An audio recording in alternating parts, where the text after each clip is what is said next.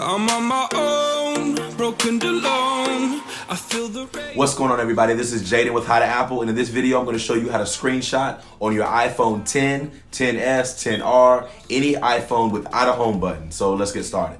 Now this video is going to be pretty simple. All you have to do to screenshot, I'm going to pull up the App Store just to kind of have something to screenshot, and you're going to see your power button as well as the volume up button on your iPhone.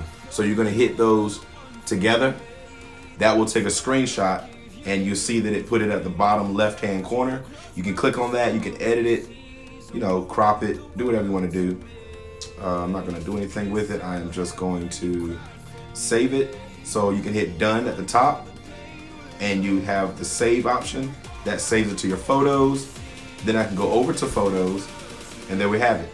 So now I have a screenshot of my iPhone screen. So guys, hopefully that worked for you. Let me know in the comment section below if it did or did not, and I will definitely reply to you.